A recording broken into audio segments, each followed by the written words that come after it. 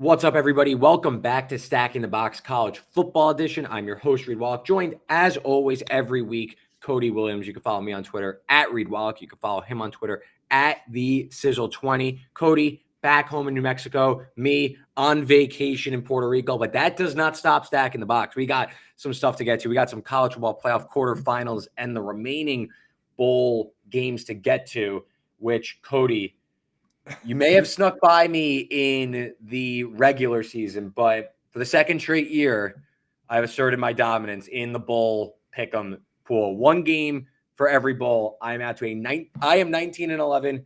You're on the opposite end at 12-18.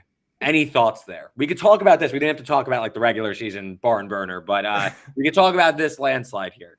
Yeah, I feel a little attacked because, I came out on top in the regular season. Feel like that barely got mentioned. But no, I mean, you've been hot. Like 19-11, that's no joke, man. So, kudos to you. Want to give you a shout there. Even if I was a little bit better than 12-18, I wouldn't be able to catch you at this point with the way you're going with this. I mean, I did catch some bad beats. I had two unders that went into overtime. That'll hurt your heart just a little bit. And so, just wrong side. And I mean, I think the most impressive part about your 19-11 read is bowl season can be the most difficult time to handicap because there's so many factors to go in there. So the fact that you're doing this with some of the premature picks that we've had to get in here as well, like you're absolutely crushing it. So I think you deserve more kudos than anything. Oh, well, way to deflect back to me, but I appreciate it. No, bowl season's been good. Really entertaining bowl slate, I'd say.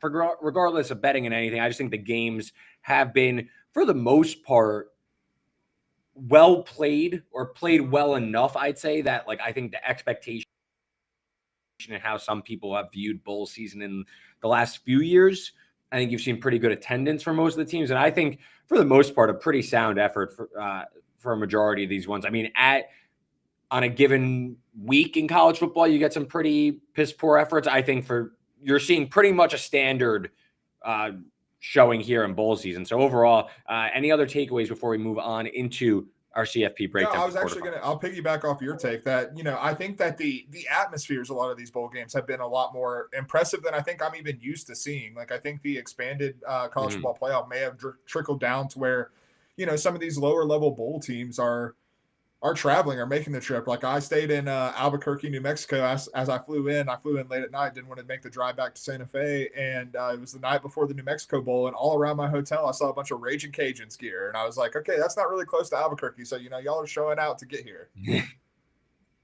Yeah, no, I think overall, bowl season, there's a lot of flack for it now with the opt-outs and stuff. But I think people are kind of losing sight of what's going on. Even like the Cam Ward situation, plays only a half.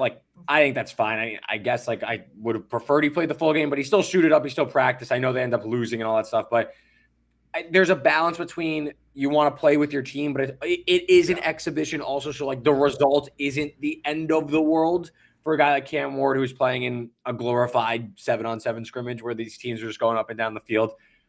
Yeah, he probably should have just played the whole game or not played at all. I think he did the right thing. Especially for our over pick, he definitely did the right thing. Yes, middle of the second quarter. We love to see it. So let's move on, though. Let's talk College Football Playoff Quarterfinals, and then we will go rapid fire through our remaining 8 bowl games to finish out bowl season with, excuse me, the New Year's Eve games. That if you're listening to this live, if you're listening to this before the games, New Year's Eve tomorrow, we'll do all those bowl games and then go through the end with the Bahamas Bowl between Buffalo and Liberty. But obviously, all eyes will be on tomorrow night's game between Penn State and Boise State and the triple header on New Year's Day for the College Football Playoff Quarterfinals. Let's get right into it. Let's go to New Year's Eve Fiesta Bowl. Boise State, maybe the most famous team to ever play in the Fiesta Bowl. They are catching now, what do we got here? The current line is sitting at Penn State laying 11 in the Fiesta Bowl. Total of 53.5. There are some 10.5s out there. Cody, what are your thoughts here on the Fiesta Bowl? Can Boise State pull the upset with Heisman Trophy runner-up Ashton? I got to tell you, man, I have a really hard time seeing it. I'm on the Penn State side here. The line has moved since this morning because I got it at 11.5, so it's already moving, not really getting not moving in my favor, but I still think Penn State is the much better team in here. You look at Boise State, and Maddox Madsen has played better throughout the season as the year has progressed. Like, he's actually impressed me quite a bit. I think he's going to have a nice career at Boise. But this is still a one-dimensional offense with Boise State. This offense still runs through Ashton Genty, and now you're going up against the Penn State defense that ranked 6th in EPA per rush this season, and is a level of athlete, a level of competition that, frankly, Boise has not seen since the Oregon game, which I don't want to read too much in that Oregon game because I can't imagine, like, the more I look back at that Boise State Oregon game, the more I look back at it as an anomaly. I think that was Oregon not showing anything that they had in the chamber to throw out there, and Boise State almost made them pay for it, but ended up not being able to come through with it. When I look at this, when I look at this Boise State matchup with Penn State, I can see it playing out similarly to the SMU game.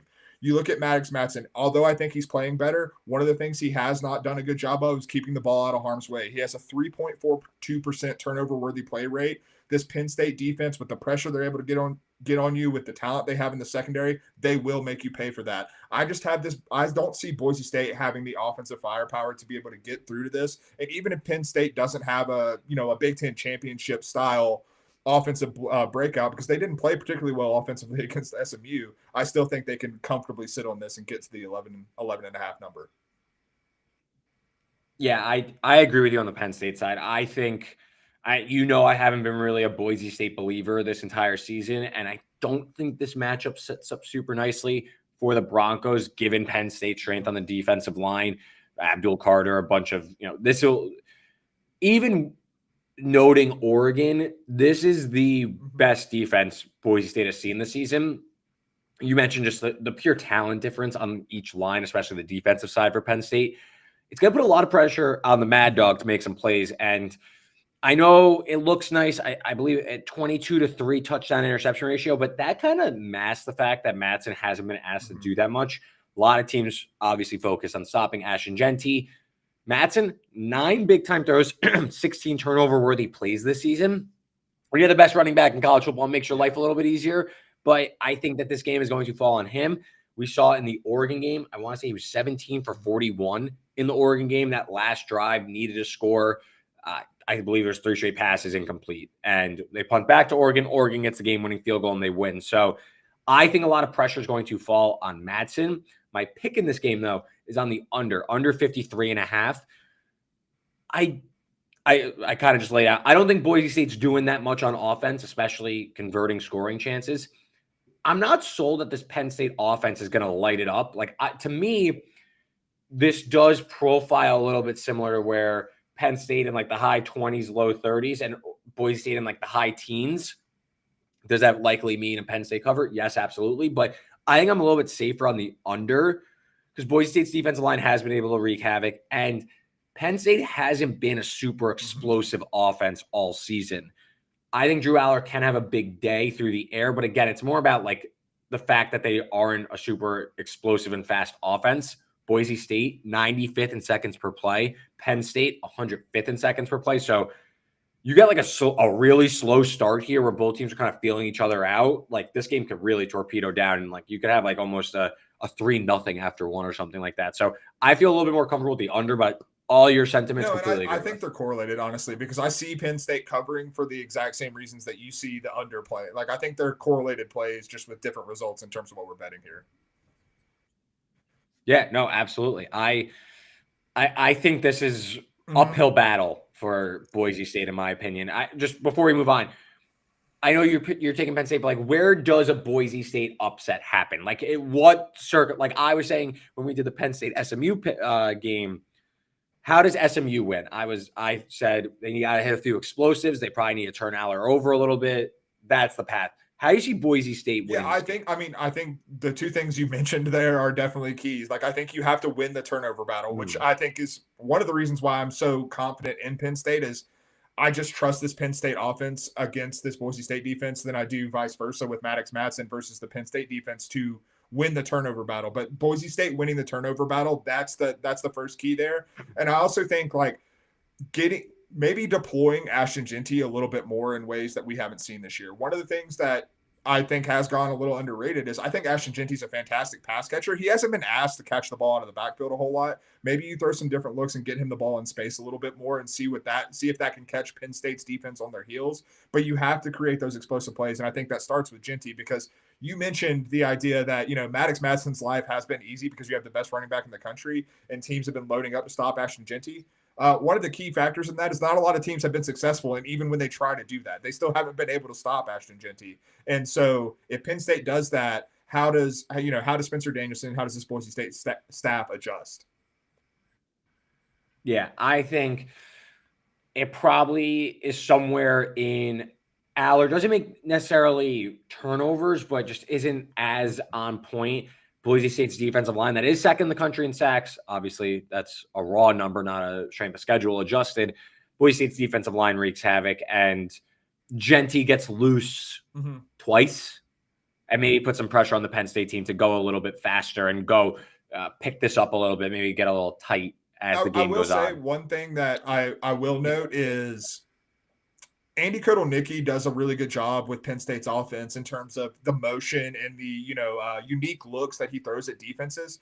Spencer Danielson and Boise State really handled that well against Barry Odom and UNLV twice this season. So I do think the Boise State defense could have a better game than some people might expect. I think the Boise State defense could show up in this one because they've handled those unique looks that I know Kotelnicki is going to throw at them in this one.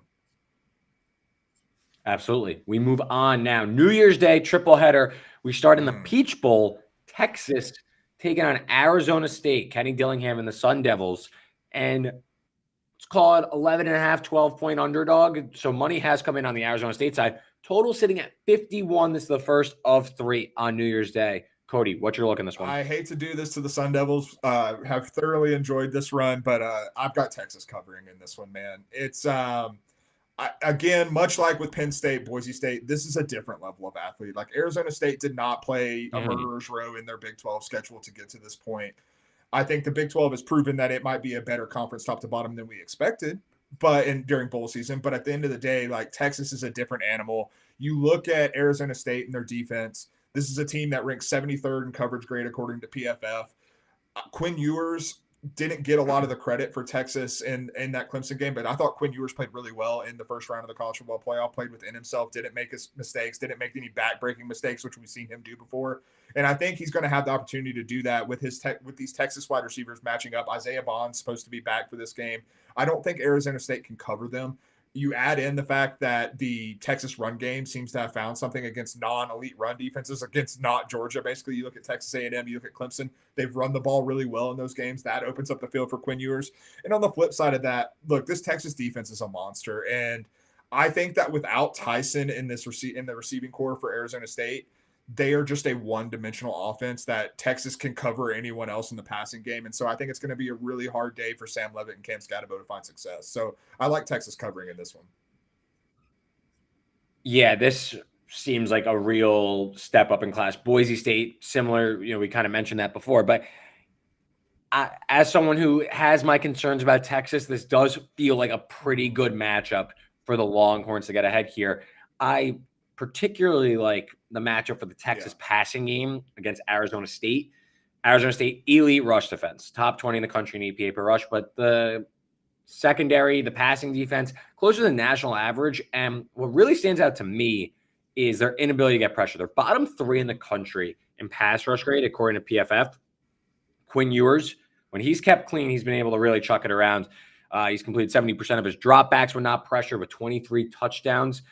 He will put the ball in harm's way. So I think that Arizona State's going to have to pounce on some Quinn Ewers mistakes. But ultimately, I just think that there's a real difference in class here. And we've seen Arizona State play some above average offense. Let's filter it out.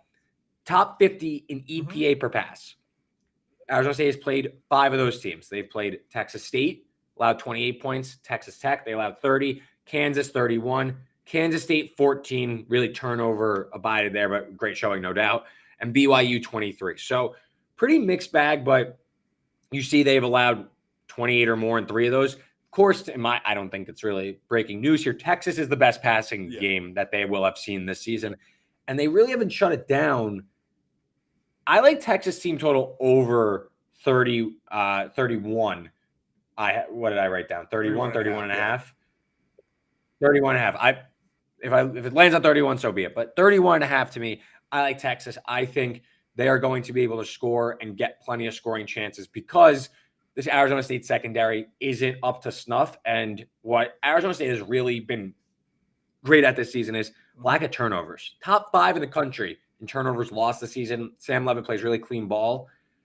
I think we're going to have to see Sam Levitt throw at a far higher rate than he's been accustomed to. And with that comes likely more turnovers, more short fields. I think Kenny Dillingham is going to be hyper aggressive in terms of going forward and stuff. Short fields. I think Texas tees off here. I think they could easily get to the mid-30s, no doubt. So I like the Longhorns. One more note. Texas, a big bugaboo for them in the Quinn Ewers era has been their inability to score in the red zone, like a middling offense in terms of converting red zone chances into touchdowns. Arizona State, outside the top 100 in that metric. So their defense, when they let people get in close, let teams get in close, teams are converting it into 6. So if Arizona State's going to not be able to stop them in between the 20s, Texas, they turn those into scoring chances. I think they can get up and they could stay up and probably run away with this one. Unstoppable force meets a movable object there. Like it's yes, but I'm 100% with you. And like, you mentioned Arizona State potentially, needing to take advantage of Quinn Ewers' mistakes. I guess one thing you mentioned is even if they do, depending on how short the field is, I'm not confident in Arizona State being able to capitalize on those opportunities with 6. Like I'm not fully there yet. Like for all the reasons that we've mentioned. Honestly, when you talked about Kenny Dillingham's aggressiveness, which I agree with you, I think he's going to, his coaching style is he's not going to hold anything back. He's going to give them everything they've got, every punch that they have in their arsenal. But I also I look at that almost like this is a weird comparison, but I think back to previous iterations of Ole Miss with Lane Kiffin going into Alabama games where you're going to get our best shot. Well, this first scripted drive looks great, but when it comes time to adjust, you just don't have the horses to hang with them. And I think that could be something similar to what we see here. And that's part of the reason why I kind of want to stay off the spread because I do see some where the game gets a little, what's the word? Nervy for Texas, because I do think that Arizona State is going to come out. We saw Clemson do it, come out, throw the first punch or throw a punch, maybe score on the first drive, a touchdown drive, a really good scripted portion. Quinn Ewers, again, he's not without faults, and he's thrown plenty of interceptions. We saw it even in the Clemson game. The ball, he's loose with the ball. Can Arizona State get off to a quick lead or a quick through the first 15, 20 minutes, they're in this game, and then Texas is forced even more so to really push and get this over the finish line. So I think you could see Arizona State get off to a strong start here, especially when looking at that Clemson game and how they were able to really operate early in that game. Yeah, I mean, if you want to get real aggressive and thread the needle, I don't hate an Arizona State first half spread and then Texas full game. I don't hate that. And then maybe take Texas second half, even if it's a little bit closer.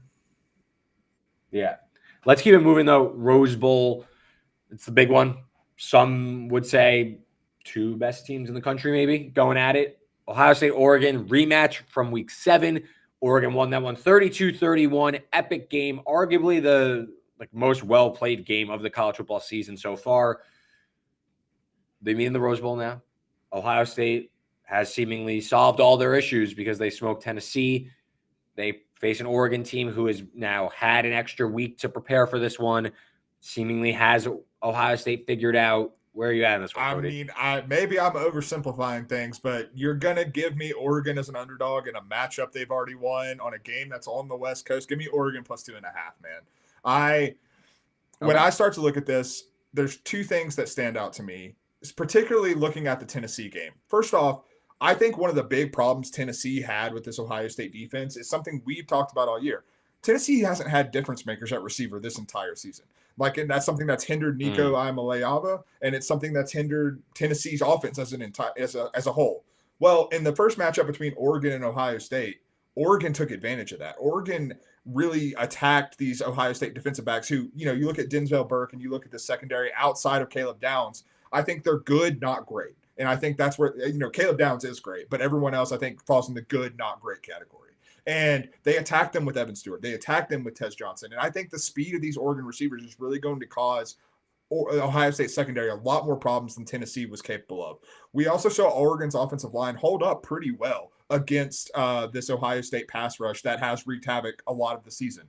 The other, like when I was looking back at the PFF grading on the game-by-game basis, Ohio State's third worst pass rushing grade of the year came again in this Oregon game. Their second worst coverage grade came in this game. So like this Oregon offense really causes problems for Ohio State's defense. And on the flip side of that, I'm still not entirely convinced that the offensive line is, fixed. It's going to be infallible for the rest of the season because, yes, they played extremely well against the Tennessee defensive front that you and I both thought would have a lot of success getting after there. But I think Oregon's secondary is better suited to be able to cover some of these Ohio State receivers a little bit better and not get put into a blender like Tennessee was. I think Dan Lanning is a better defensive coach to have his team ready than Tim Banks is. I just think that all the advantages that Oregon had to sneak out that first game still exist for them matching up against Ohio State. So you're going to give me them as an underdog. I'm going to take the Ducks. It feels like this number is baked in your general power rating of the team, not necessarily how these two match up. And I agree with you. I like Oregon in the game. Went a little bit different. I kind of like the over in the game. I like Oregon team total over 26.5. For me, I think the Ducks, like you said, the advantage is still standing there. We saw Oregon take the top off this Ohio State defense in that game compared to games in the 2023 season. So all of last season, Oregon a 92nd percentile yards per dropback. Dylan Gabriel is chucking around the yard, more than 10 yards per dropback. I mean, you have a fully healthy Tez Johnson, more time to heal as well. Trayshawn Holden got thrown out of that game in the first half, and he's now going to be full go there. Evan Stewart, we've seen deployed at the right time. I just think I trust this Oregon offense. Of all the things, yes, Ohio State has the difference makers. Yes, they have really good defensive players. Oregon's defense, I think, is somewhat gettable and vulnerable, but I think I'm most confident that I'm going to get a strong effort from the Oregon offense more than anything.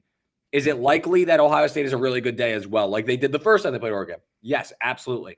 But I still see some downside risks there where is Will Howard going to make a mistake? Is Ohio State's banged up offensive line going to be exposed at the wrong time? Yes. So I feel most confident. Oregon needs 4 touchdowns pretty much to get over this. That's what I'm most confident in. Overall, though, for this game, I agree with you. Like, if I think taking the dog in any case, like this game to me should be a pick 'em. So I like Oregon as well.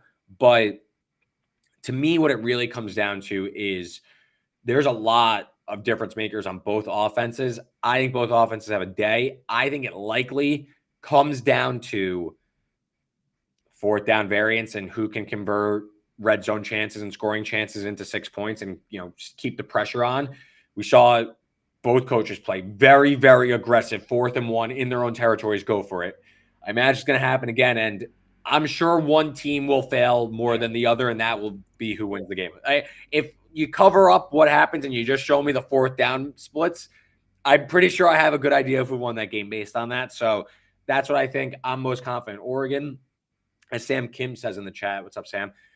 He says Rose Bowl, consistent Oregon versus upside Ohio State. No way I'm betting this game. It's basically what I said. I think that this game is rooted in the idea that Ohio State is arguably the most talented team in the country, but we just haven't seen it all that much. And to be honest with you, in Big Ten play, outside the Oregon game, we haven't seen Ohio State's secondary really tested. So we're just supposed to say Ohio State secondary is going to play better this time. What if they just aren't as good as Oregon's passing game? One of the other things when I was looking at the game-by-game grade data on PFF that I did notice, I said that this was the second worst coverage grade that Ohio State had. Do you know what the first was, which shocked me a little bit?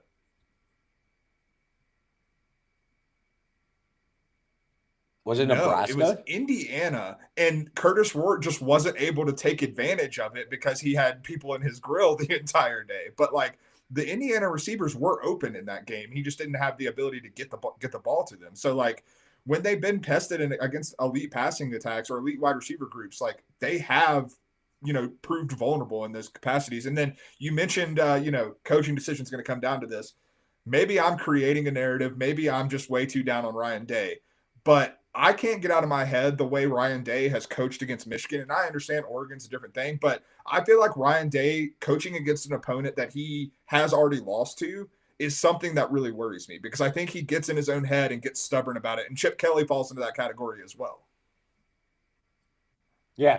Again, I don't hate the over in this. It's kind of ticked up, but Chip Kelly has shown he can score on a Dan Lanning defense. Even back to his time at UCLA, he's had no trouble putting up 30 plus. So I do think Ohio State's going to get their fair share of points. It's more just, again, if I really think this game is going to come down to the 1 or 2 fourth down plays or the who could convert in close, like I'm just going to go with the better quarterback in Dylan Gabriel. And again, I think Ohio State, even with the rushing issues, they still average, or the offensive line issues, I should say, average 5.6 yards per carry against Oregon. They moved the ball just fine. Again, it came down to a few plays that really determined this one.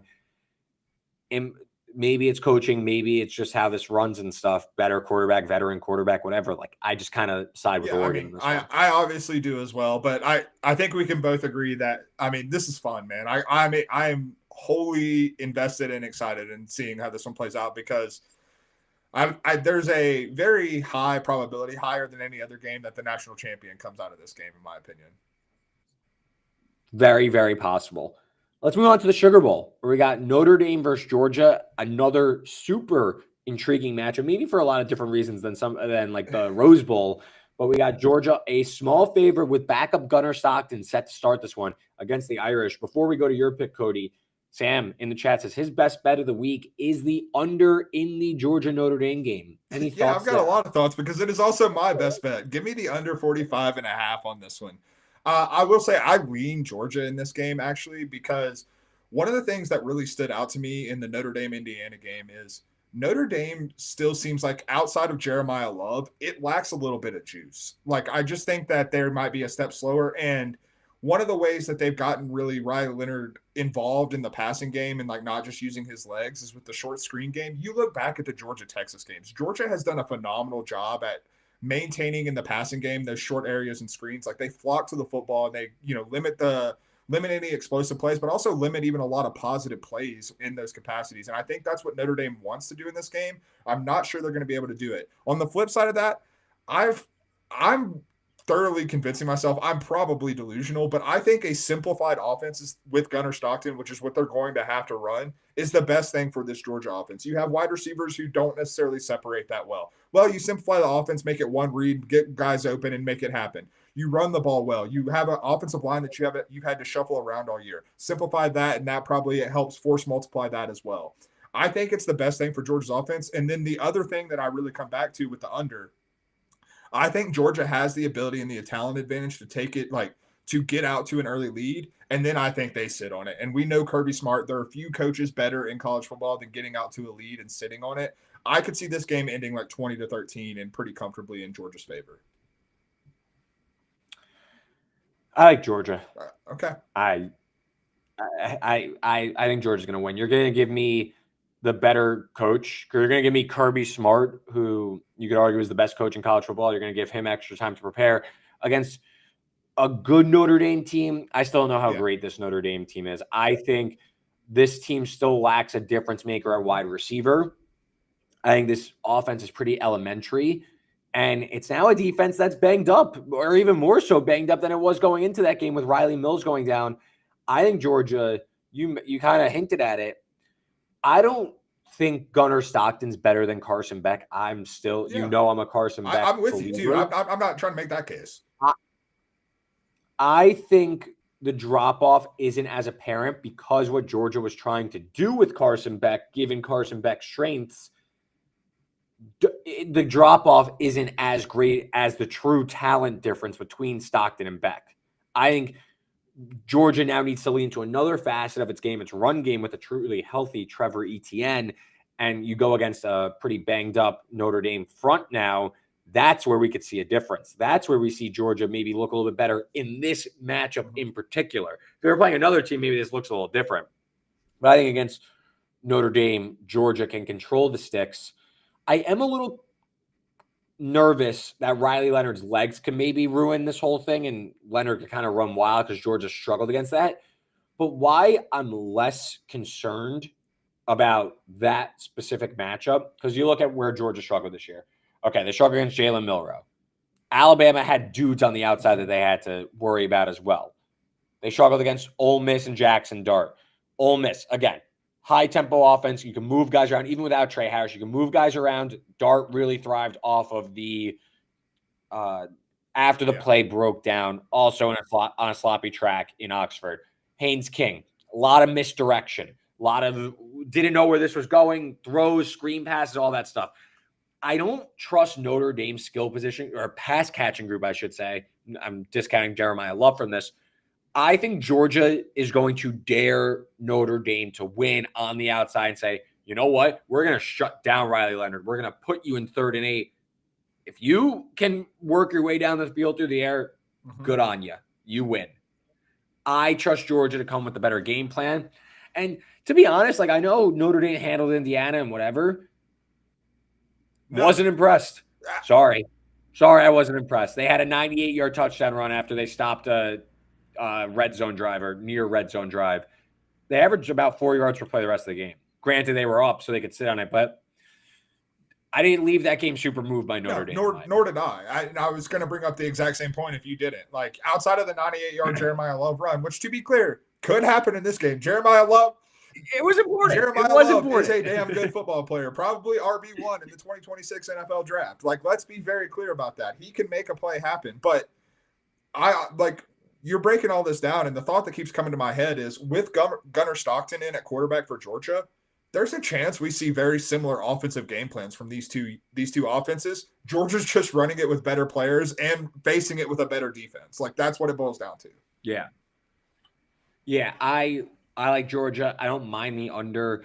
I'm going to take some of those intangibles and look, maybe Notre Dame has their day. And again, I think where this goes wrong is if Riley Leonard kind of runs wild, but if it's going to be, I'm more confident that Georgia could outperform this number. This is a big downgrade in my opinion for the Dogs. So I like Georgia in. Can I ask you one more question, Reed? All right.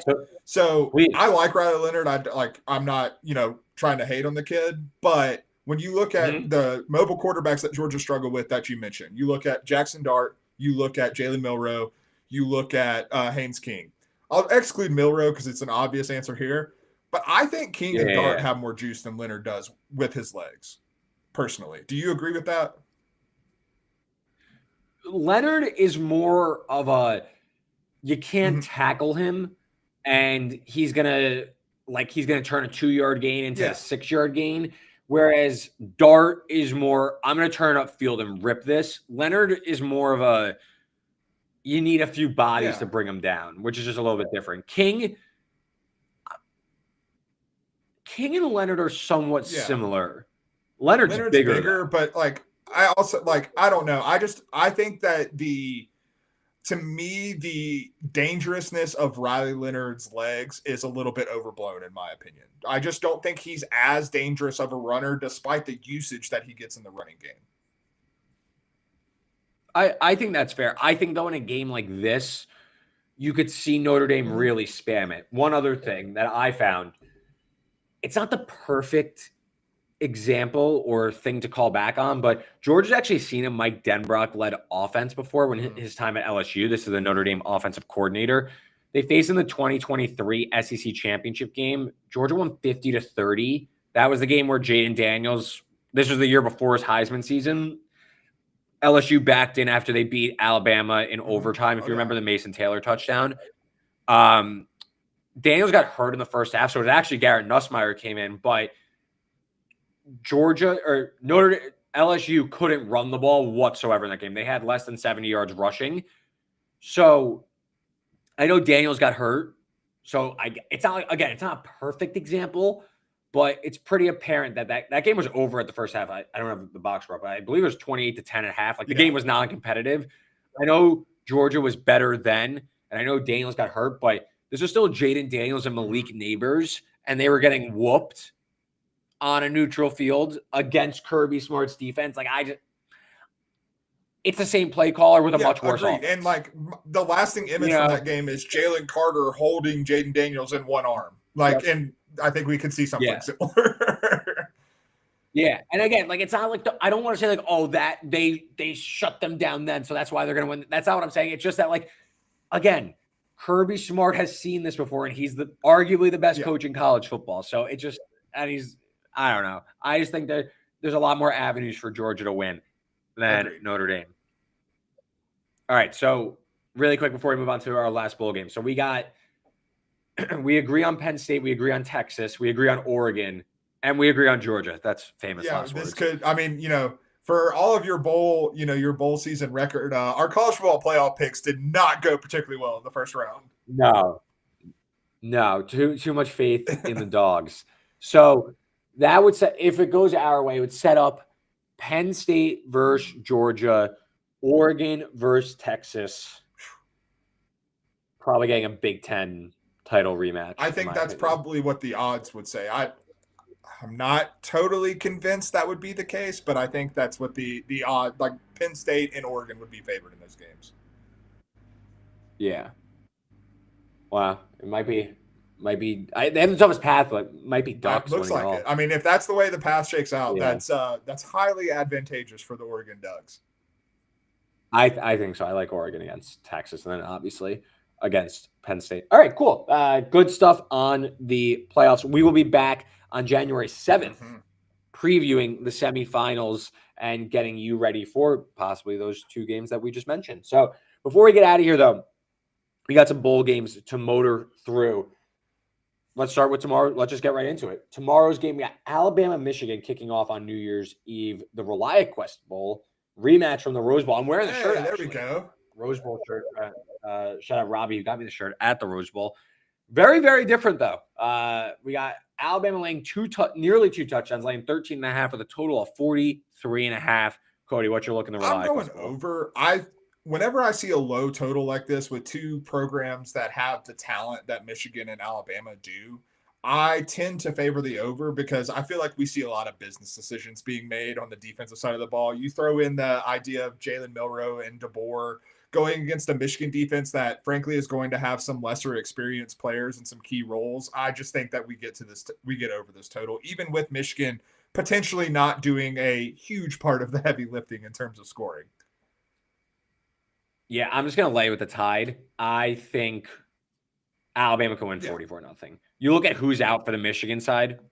You got these are just, like, to me, like, true difference makers because obviously this Michigan team is terrible. But you got Mason Graham, Josiah Stewart, Will Johnson, Kenneth Grant, Colston Loveland, Donovan Edwards, Khalil Mullings. That's literally all their good players on a crappy team. That's literally every single one of their good players. And everybody else is terrible. Alabama, you're getting Jalen Milroe.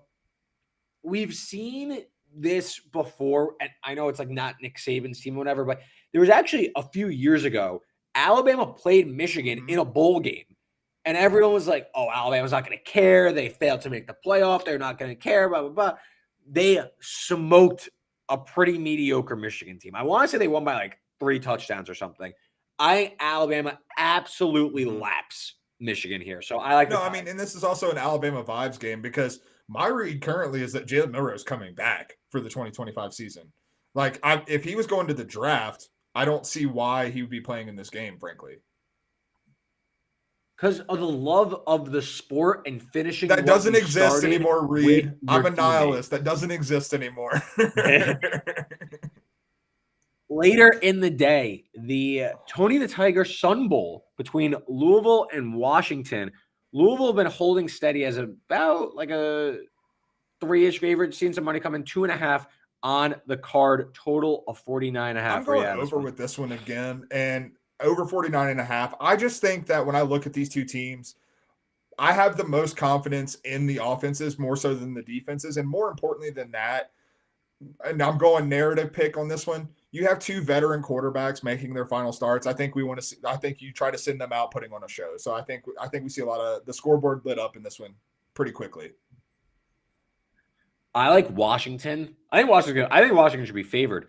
No Tyler Shuck for Louisville. No Ja'Cory Brooks for Louisville. Starting a freshman, or I believe I don't even know who's starting confirmed. Let me look it up real quick. But it's either way, you got no experience on the depth chart at quarterback, which is obviously going to be a huge drop off. And I like Damon Williams for Washington. He started the last few games. He's the guy moving forward. So there is an incentive for Washington to continue to integrate Williams. You got Jonah Coleman at running back also playing in this one. Got a few opt-outs. You got a few opt-outs for sure, but I think you have a much closer to full Washington team than a full Louisville team. And Louisville, on their depth chart right now, we got Harrison Bailey, the redshirt senior. You also have two backups with no experience behind them. Bailey, a career backup from Tennessee and UNLV. To me, Washington, much more incentive. Louisville already got their guy in Miller Moss next year, so it's not like these guys have anything really to show.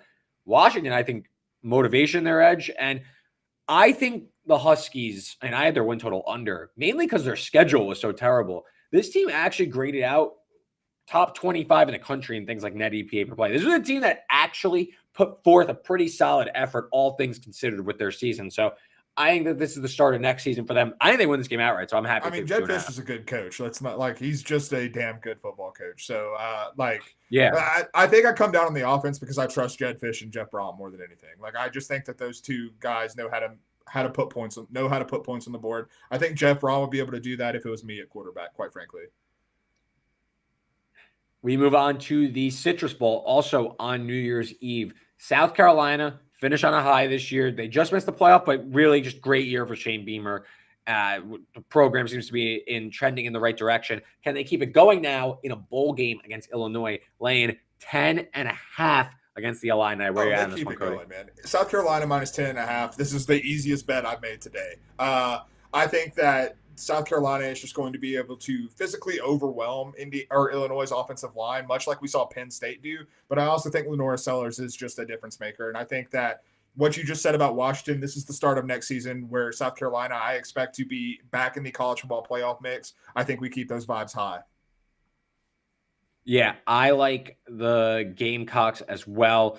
Real mismatch in the trenches here on both sides of the ball. You mentioned South Carolina, this is a run-first offense. Lenora Sellers against an Illinois defense, 133rd in defensive line yards, 107th in EPA per rush. South Carolina should be able to run over them all day. And on the other side, South Carolina, the offensive line, they did struggle in SEC play. I just kind of mentioned some of the issues with Illinois. On the other side, this Illinois offense was all based around the pass with Luke Altmaier. They're going to be down their top receiver, and Pat Bryant, he is going to the pros.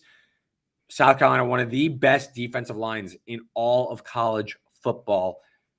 Illinois outside the top 100 in sacks allowed. A lot of third and longs on the way for Altmaier and company. I think South Carolina rolls. I'm with you here. Minus 10.5. Last one on New Year's Eve before we get to the Fiesta Bowl. Baylor taking on LSU in the Kinder's Texas Bowl. Baylor about 2.5-hour drive from Waco to this one. Baylor finished the season on a high note. You could argue top 3 team in the league by the time it was all said and done. Looks like they're running it all back. LSU, you got a bunch of opt-outs. Garrett Nussmeier's playing.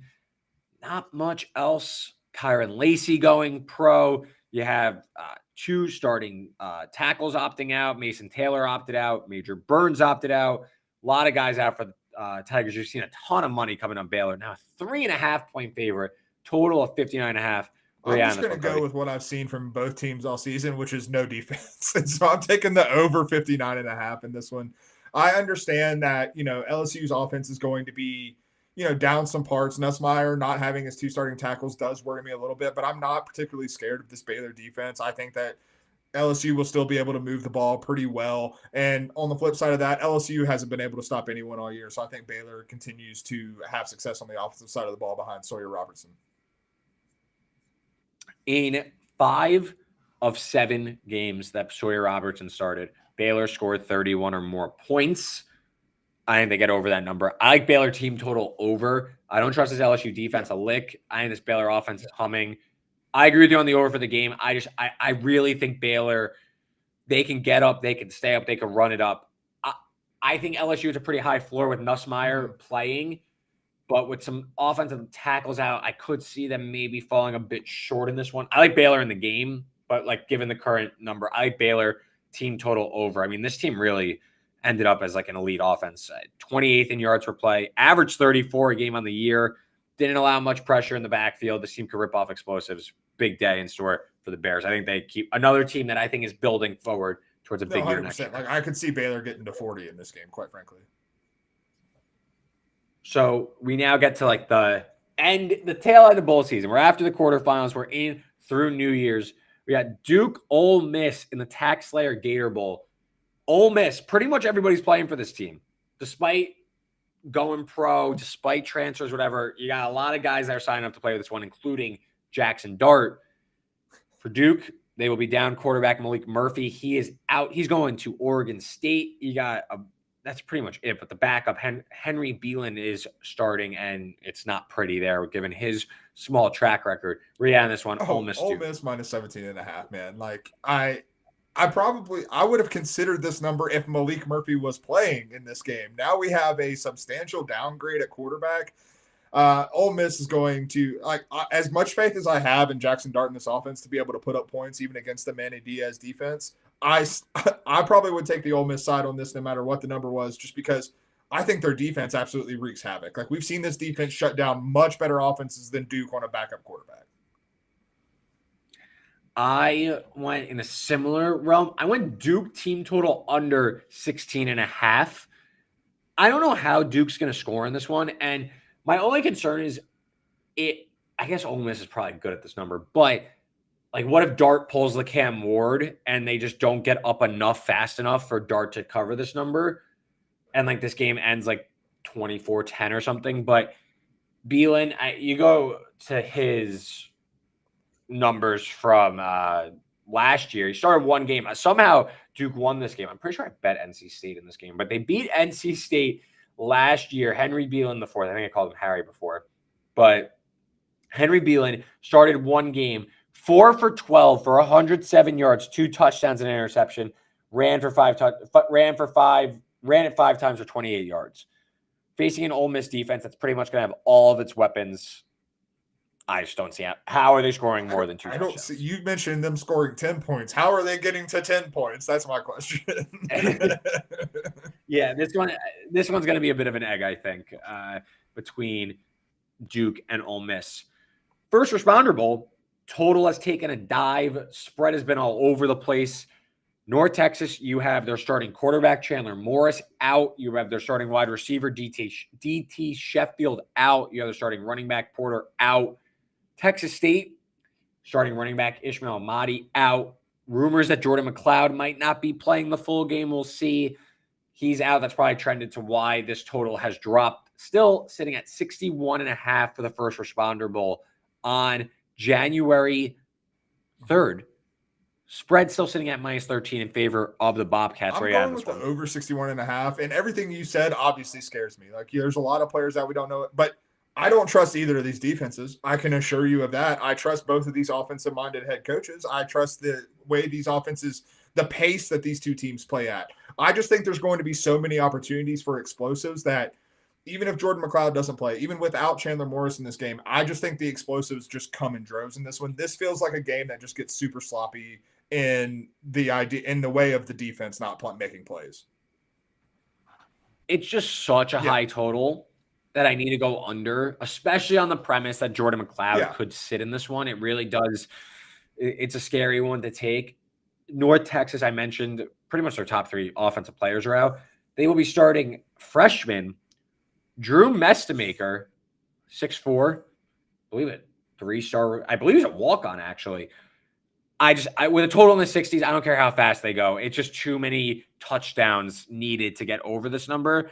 Yes, it can get stupid. These two teams only play stupid games, but given the state of both offenses, it's just too high of a number to get to where this game could if Mestemaker is really, really bad, we could just get a running clock type situation where it's just entirely possible. And I'm not ruling that out. This is the, this one's a true 100%. Crap. It's very fitting that we're on both sides of this, because this game could end in the 80s and it can also end in the 40s. We go that night, January 4th, to the Duke's Mayo Bowl. Minnesota taking a ton of money against Virginia Tech, who has a bunch of guys out. Vatek going to be down. Starting quarterback Kyron Drones and backup Colin Schlee. They also will be down their top two guys on the defensive line. They will be down their top two wide receivers in Felton and Lane. And they also could be without Brayshell Tootin, their starting running back. Haven't had anything reported there. Of 22 starters, Vatek will be down 14 total combined on both sides of the ball. For Minnesota, you got a few guys out. You got two starting offensive linemen. You got two guys starting in the secondary. So it's not nothing, but for the most part, should have pretty much everyone available. Where do you see this? I don't care. All the guys could be playing for Virginia Tech, and I'd probably still take Minnesota 7.5. Can the vibes be any more different between these two teams leading up to this spot? Minnesota finished the year strong. Minnesota got better behind Max Brosmer as the year went on and really seemed to kind of find their stride. Virginia Tech was disappointing this entire year, and now you're removing 14 starters from the equation. And let's be honest, who doesn't want to see PJ Fleck and his sweater vest doused in mayo? Like, that's what I want in my life. So give me Minnesota, man. Minus 7.5. I'm with you. I could only go Minnesota's way. Maybe Pop Watson is the guy for Vatek moving forward, but I don't know. I'm a little concerned there. I think Minnesota, obviously, I'd like him less than a touchdown with a total sitting in the low 40s at 42.5. But I just think Minnesota, their offense ended up putting together a pretty strong showing. I call it an above average Big Ten offense. So I think with all the starters down for Vatek, PJ Fleck takes bowl seriously. I think they get a pretty good effort here. So I think Minnesota can win this one pretty handily. Me as well. And the last one, the final one, the Bahamas Bowl. This one's on January 4th. I misspoke there. 11 a.m. kickoff in the Bahamas. Buffalo has gone from a small underdog to a small favorite, sitting at 2.5 against Liberty. Liberty going to be down. Right. Who's not out for this team? You have 3 starting offensive linemen. You have Kadon Salter. He's off to Colorado. Their starting quarterback. Their backup, Ryan Berger, said that it said that he's going to start. He also was in concussion protocol, so he could sit as well. There should be some more opt-outs. Keep an eye on Quentin Cooley, their starting running back. Buffalo, pretty much everyone going to play. It's Buffalo minus 2.5. Obviously, wish we were still getting him as an underdog, but this, I didn't think Liberty was that good with everyone on the field. Now you're putting in backups in a lot of those spots at quarterback, along the offensive line. I just don't see how Liberty has the juice to be able to win this game, frankly. I completely agree. The drop, Salter, even in a bad year for him, he was kind of the whole offense. He made this all go. I think Buffalo rolls. First-year head coach Pete Lembo won 8 games, even if it was somewhat inexplicably. But this Buffalo team, first-year head coach, I think they could get up for this one, whereas Liberty fell short of college football playoff expectations, misguided or not, still hurts. A lot of guys opting out. I think this game could get real loose. Like, alt lines on Buffalo, I think, are still good. Like, I think Buffalo can win this one pretty big. Alt line, I love it. Yeah, there you go. There it is. There is our college football playoff quarterfinal preview and our remainder of our bowl picks that I try to wrap up what's been an impressive performance against Cody in the bowl games. But Cody, always a great time chatting up with you. We will be back on January 7th previewing the 2 semifinal games right here on Stack in the Box College Football. Until next time, Happy New Year's. Enjoy the bowl games. Enjoy the playoff games. Again, January 7th, we'll be back previewing the semifinals. Cody, happy and healthy New Year, brother. We will talk in Happy 2025. New Year, man, and we'll see you in 2025, everybody.